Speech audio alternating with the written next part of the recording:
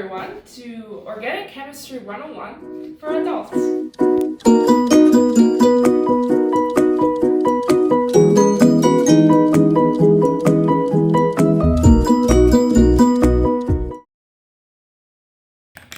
I know I'm an adult, but why is he here?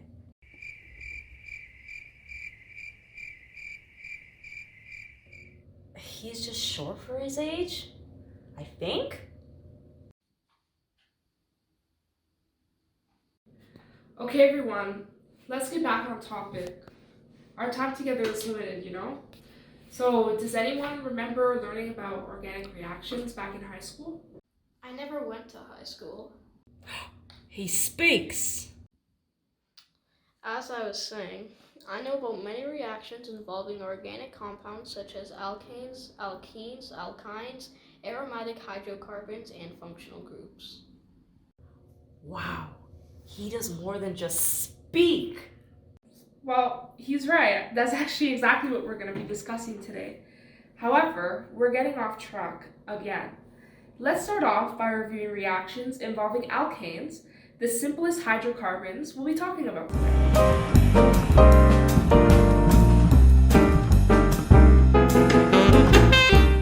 Alkanes undergo 3 types of reactions, right? That's correct, actually. Alkanes can undergo 3 reactions: combustion, substitution, and cracking. But what is the difference between them? They are all very different from each other.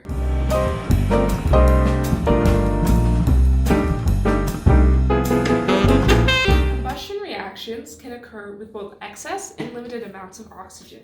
If an alkane is in the presence of excess oxygen, a complete combustion reaction will occur, and an alkane in the presence of limited oxygen will cause an incomplete combustion reaction to occur. But how do you differentiate between complete and incomplete combustion? Because of the products, duh.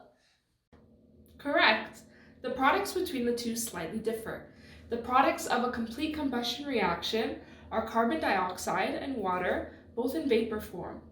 The products of an incomplete combustion reaction are carbon dioxide, carbon monoxide, water, and soot, black soot, all in gaseous state.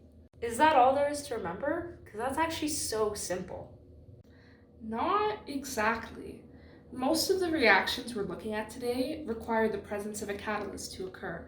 Combustion reactions included, which specifically require an increase in temperature, the catalyst, in order to take place.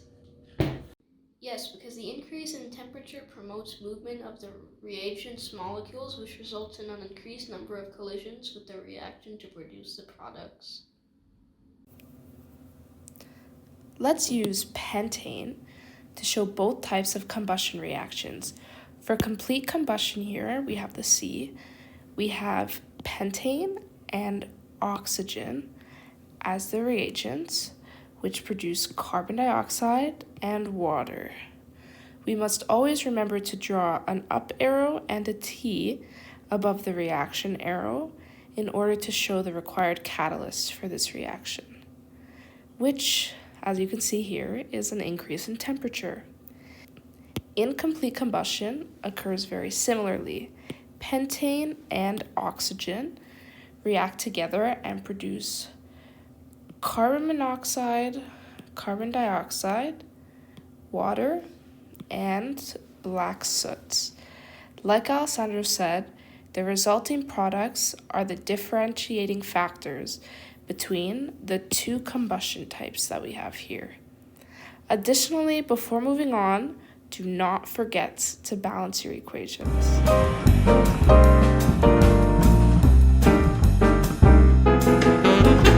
Next, we'll discuss substitution reactions, which occur between an alkane and a halogen. A halogen? What's that? A halogen is any element in group 7 of the periodic table, such as fluorine, chlorine, bromine, and etc. Again, Alessandro is correct. Halogens have 7 valence electrons, which means that they require the formation of a single bond to have a satisfied octet. As a result, a halogen can switch spots with one of the hydrogens on an alkane chain to create a different type of single bond and a completely different molecule. Do we need a catalyst for substitution reactions to occur as well? What do you think this is, an acid-based reaction? Yes, of course it needs a catalyst. Yes. The required catalyst for substitution reactions is UV light. UV light? Can I see that?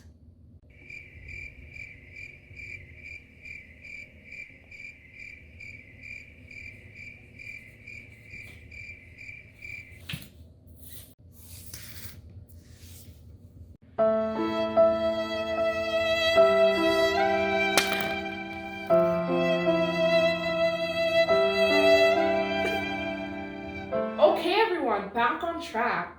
We can visualize this reaction by using pentane as our alkane and chlorine as our halogen. Don't forget the halogen reagent must always have the subscript 2, meaning it is divalent. This occurs because two chlorine atoms form a bond to become more stable by sharing electrons and appear to have a full octet. He's way too smart for this class. Yes. Thank you for the reminder, Alessandro.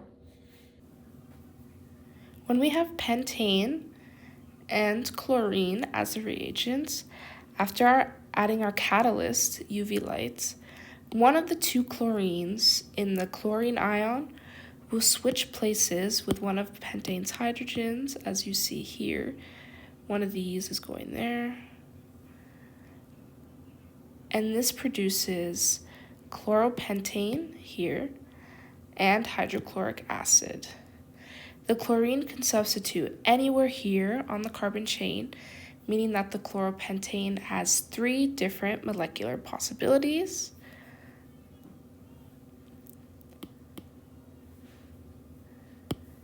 These 3 possibilities are 1 chloropentane, aka chloropentane, which is here, which is what we see here. 2 chloropentane, which would appear here on that carbon. And 3 chloropentane, which appears on this carbon. Furthermore, this reaction can proceed multiple times and form other molecules, such as 1,2-dichloropentane, 1,1,3-trichloropentane, etc.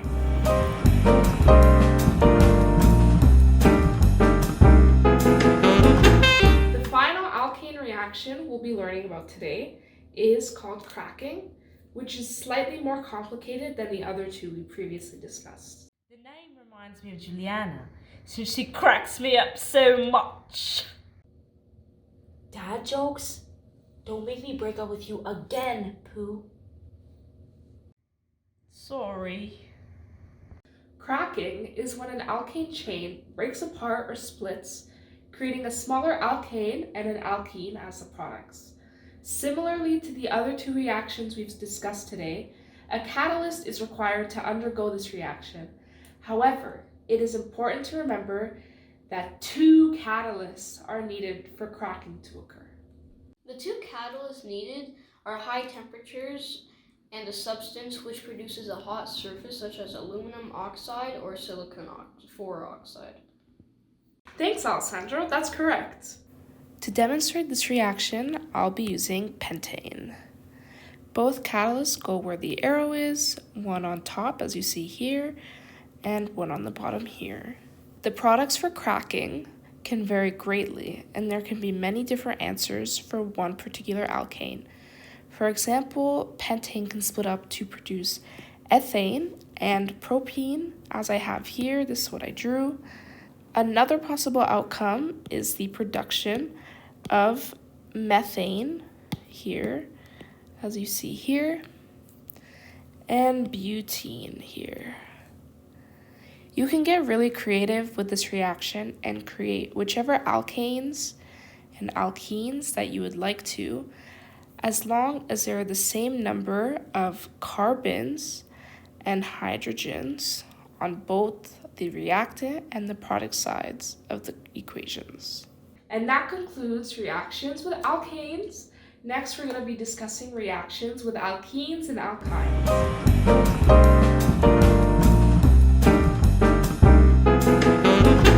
What even are alkenes and alkynes? And what makes them so different from alkanes? Like alkanes, alkenes and alkynes are hydrocarbons. However, while alkane chains contain only one single bond, alkene and alkyne chains contain both single bonds and pi bonds. Alkenes contain one or more double bonds, while alkynes contain one or more triple bonds. So they're basically all exactly the same? I guess not really though. Pi bonds are significant and very different than single bonds because they express that a carbon on the chain is bonding with another carbon instead of bonding with a hydrogen. Since carbons can only make up to 4 bonds, a double bond would completely eliminate 2 hydrogens off a chain, and a triple would eliminate 4. Oh, so they're very different. I get it now. Great! So the 4 reactions we'll be discussing are all addition reactions: hydrogenation, halogenation, hydrohalogenation, and hydration. The addition of other substances onto the alkene and alkyne chains will cause all their pi bonds to break and become sigma bonds. This means that any hydrocarbons will become an alkene on the product side of the equation.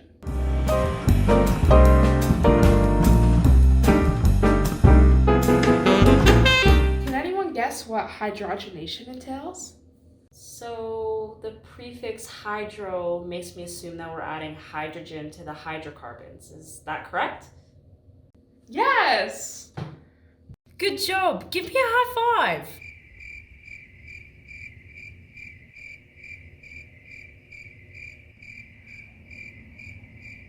Since our goal is to break up all the pi bonds in the hydrocarbons we are given, alkenes require the addition of 1 hydrogen ion, and alkynes require the addition of 2 hydrogen ions. For our hydrocarbons, we'll be using pentene and pentyne. When we add a hydrogen ion to pentene, the double bond that we see here between the carbons will break and be replaced with 2 hydrogens, these blue hydrogens that we see here, which overall makes pentane. Very, very similarly, when we take pentyne and we add 2 hydrogen ions, the triple bond seen here will break and be replaced by 4 hydrogens here and here, therefore creating pentane again. It is very, very important to remember that this reaction does not need a catalyst to occur, so please leave an empty space at the top and the bottom of the arrow and leave it blank.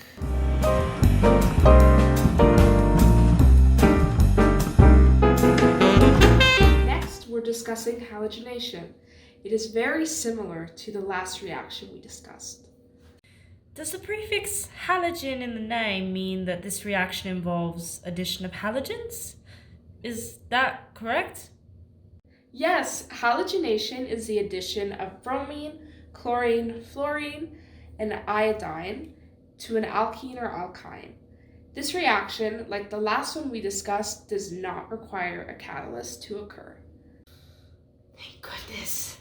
Memorizing all of the catalysts is literally the bane of my existence.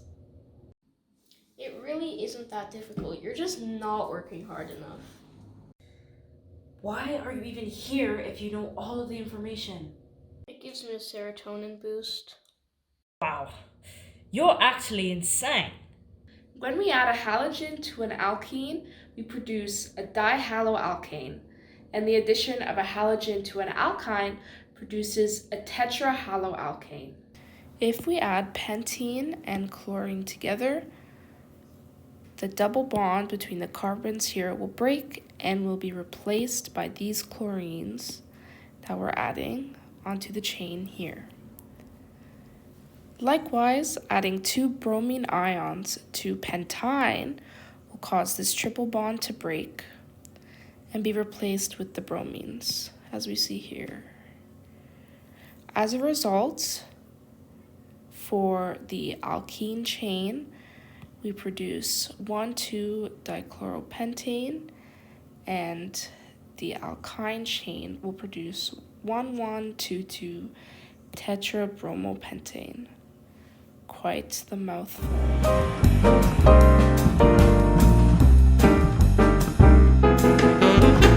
Markovnikov's rule is pretty simple.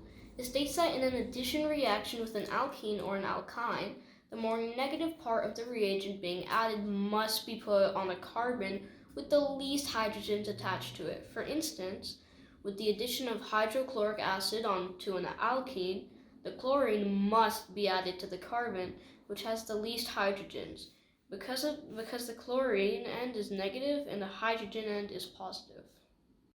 Yes, that's correct.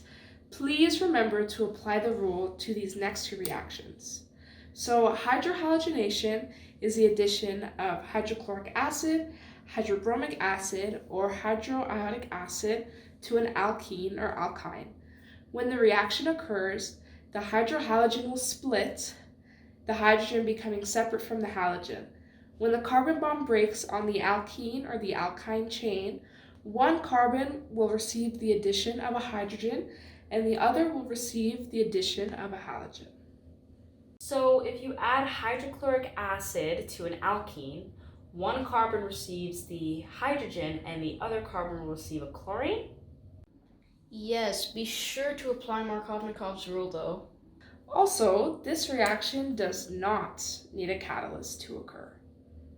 If we add pentene and hydrochloric acid together, the hydrochloric acid will split. It will split right here. And the carbon bond will break on this pentene, which allows us to add the hydrogen to one carbon on the new chain and the chlorine to the other. This creates 2-chloropentane. Additionally, if we add pentyne and 2 ions of hydrobromic acid together, the hydrobromic acid will replace the 2 broken bonds with 2 hydrogens on one carbon and 2 bromines on the other, which creates 2,2-dibromopentane.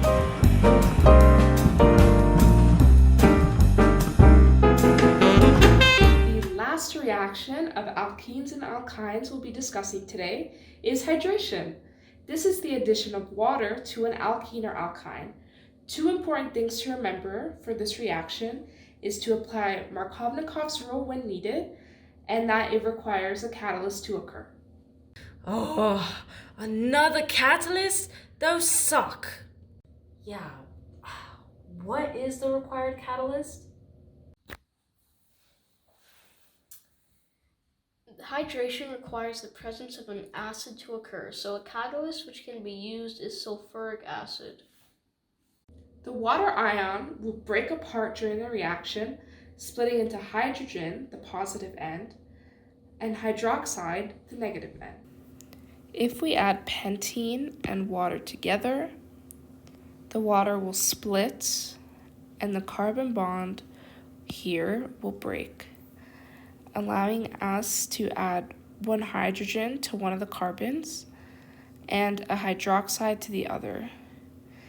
This creates an alcohol, pentan-2-ol.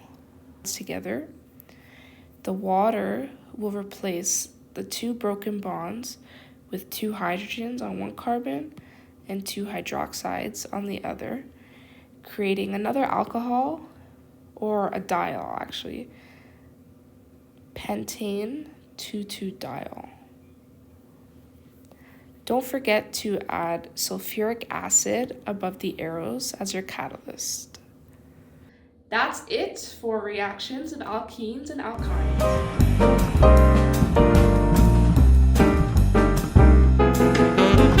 The next set of reactions we'll be discussing apply to aromatic hydrocarbons. There are 2 types of reactions we'll learn about tonight: substitution and addition.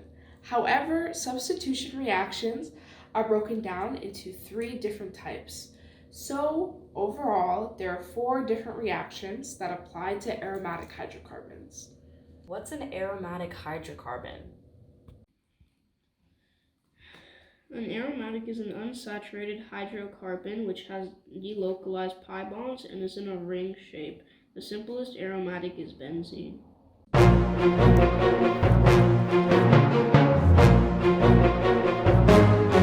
Hey Juliana, what do chemists call a benzene ring with iron atoms replacing the carbon atoms?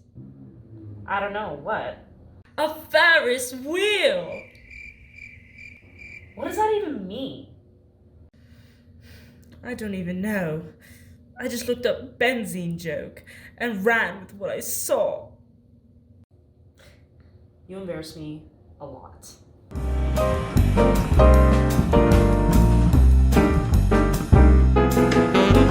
Since there are 3 different types of substitution reactions for aromatics, we'll run through them somewhat quickly.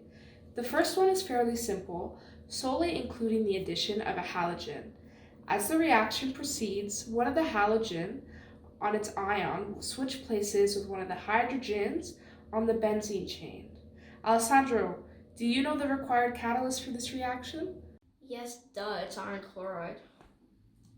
For instance, let's add benzene and chlorine together. Don't forget to add your catalyst here. The product will be benzene with the chlorine added onto it, which is called chlorobenzene, and hydrochloric acid. Pretty simple reaction overall. The next substitution reaction concerns the addition of nitric acid. The nitric acid will split apart and switch with one of the hydrogens on the aromatic. The catalyst needed for this is another acid, sulfuric acid.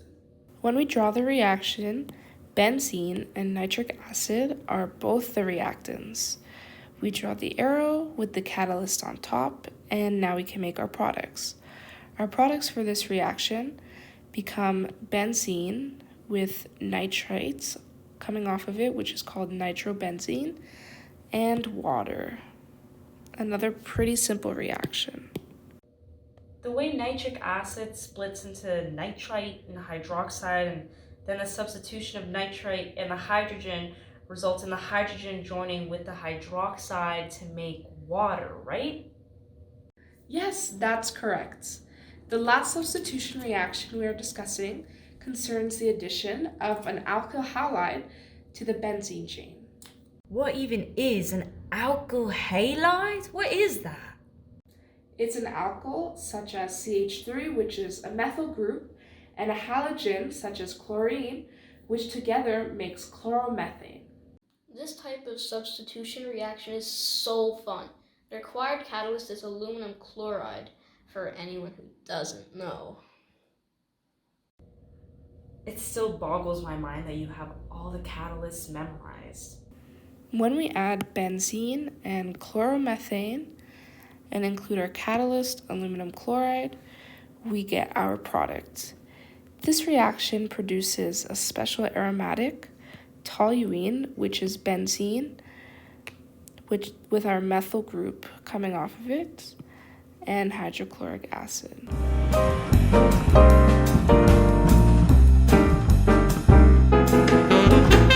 Addition reactions for aromatics are quite simple. They require the addition of 3 hydrogen ions and a catalyst of extreme pressure to occur.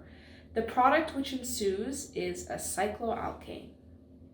When we add benzene and 3 hydrogen ions together with our catalyst increased pressure, the only possible product is cyclohexane, since benzene, as you can see, is clearly in a hexagonal shape.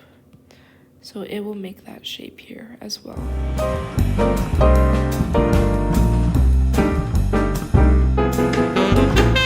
Alcohols can undergo 3 different types of reactions: elimination, combustion, and oxidation reactions. What makes an alcohol different from an alkane, for example?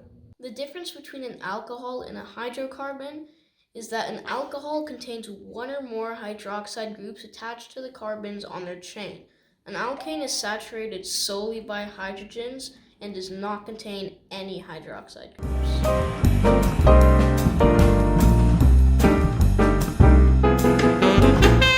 Elimination reactions completely remove the hydroxide group from an alcohol, resulting in an alkene and water. It is important to remember that the water on the product side comes from the formation of a double bond between carbons. The hydroxide and hydrogen will be completely removed from the hydrocarbon and will form a bond themselves, thus creating water. Alessandro, any important catalysts to remember? Yes, this reaction requires sulfuric acid to occur. Great, thanks. Our reactant is pentan 1-ol, and with the added catalyst, sulfuric acid, the reaction undergoes and produces pentene and water. Wow, that reaction really is easier than I thought it would be. Don't get cocky. Alcohol reactions get way worse.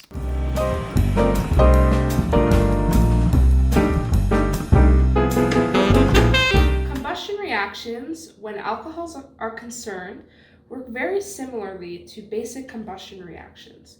The reactants include our alcohol and oxygen, producing carbon dioxide and water. Additionally, the catalyst is the same as the one we previously discussed for combustion reactions. I don't remember the catalyst. Neither do I. Alessandro? The catalyst is high temperature. Right, yeah. If we proceed this reaction using pentan 1-ol, the addition of oxygen and the presence of our catalyst will allow the reaction to occur and create carbon dioxide and water.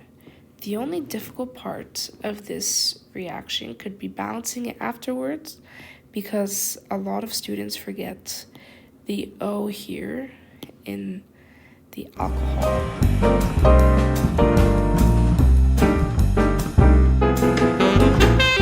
Oxidation reactions are somewhat difficult compared to the other two we've just discussed. They involve oxidizing agents, which remove hydrogens off of primary and secondary alcohol molecules. When the oxidizing reagents lone pairs bind to the hydrogens and pull them off the hydroxide and the carbon containing the hydroxide functional group, a carbonyl forms between the carbon and the oxygen. Why does this even happen?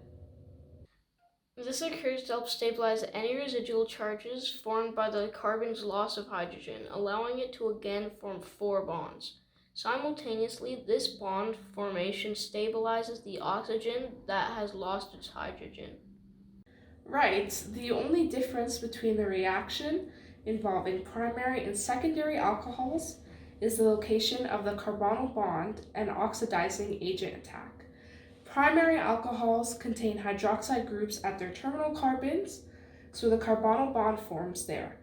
Secondary alcohols have hydroxide groups in the middle of the molecule, so the oxidizing agent attacks the hydroxide in the middle of the molecule, and that's where the carbonyl forms. That's so complicated. Why am I even here? If we have pentan 1-ol, a primary alcohol, and we add an oxidizing agent to it, we produce pentanal.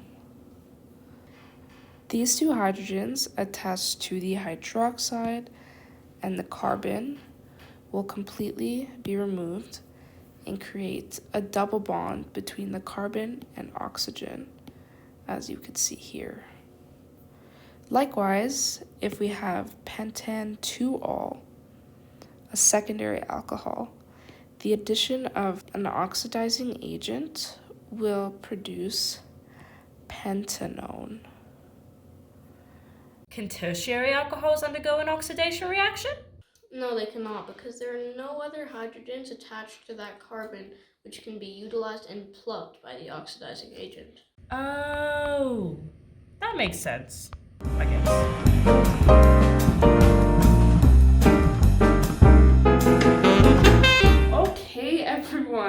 That's everything we needed to discuss today. How are you all feeling? I feel good, guys. I feel okay. I think I'm slowly starting to get the hang of this. I feel brain dead. Ugh, I don't think this is my thing. Well, you guys better brush up because we have a quiz on these reactions next week. What? No! I'm dropping out. Don't worry, I'll help you. I'm not helping any of you guys.